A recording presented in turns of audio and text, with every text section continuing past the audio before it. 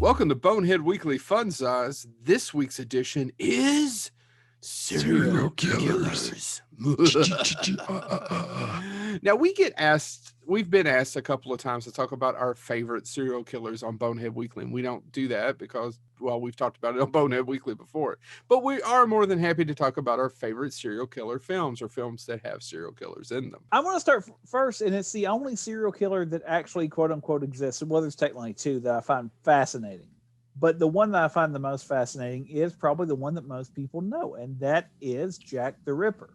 He's been novelized in The Lodger and a bunch of other classics, but Alan Moore, V for Vendetta, Watchmen, wrote a graphic novel, From Hell, which got adapted to a movie, which, of course, Alan Moore removed his name from, I think. That being said, From Hell tells the story of Jack the Ripper. It stars Johnny Depp, Heather Graham, Ian Holm.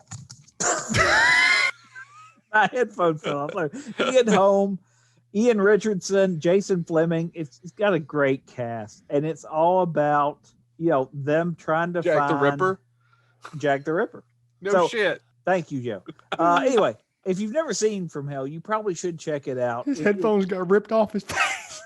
It was by a ghost too, probably the ghost of Jack the Ripper. I doubt it. He would have probably ripped off more. No, I'm not an attractive prostitute, sir. You're not an unattractive prostitute. Oh, You're the worst kind, you middle of the road whore. Are you That's not done? what your mother said last night.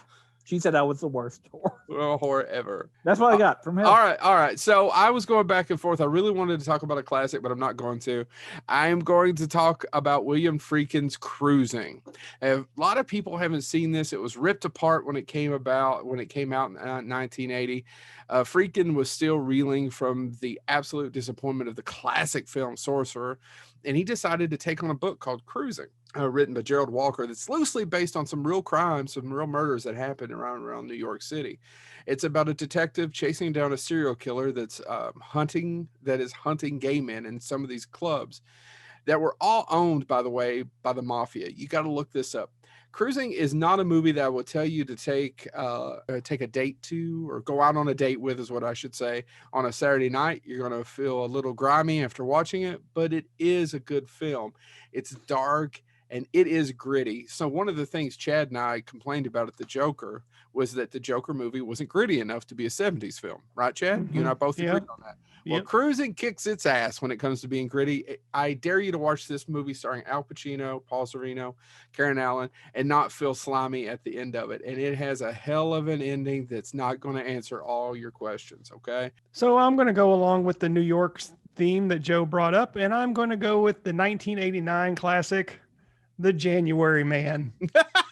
With Kevin Kline. With Kevin Kline. Listen to this cast. Kevin Kline. Can we do that as a double bill? Yeah.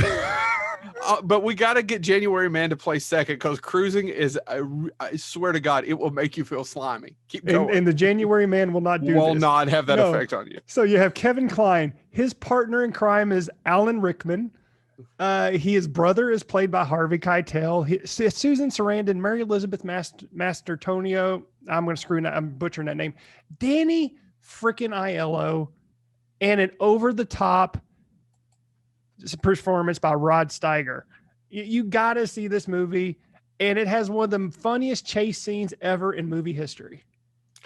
Yeah, man, it's been a while since I saw January Man. Wouldn't that movie was ravaged by critics, right? When it came out? And honestly, it should have been. It's very uneven. It's all over the place on, is it a comedy? I haven't seen it since I was a kid. Oh, it's a mess, but any movie with Kevin Kline is salvageable. Just he's that entertaining. And then the serial killer turn on it is, it goes crazy with the serial killer turn. So if you haven't seen The January Man, please check it out. It is worth the watch at least once. This has been Bonehead Weekly Fun Size. Stay tuned for more serial killing. Get him, Tony the Tiger. I knew you was going to go for the cheap joke. I was going to go actually Lucky Charms, because everybody's always after him.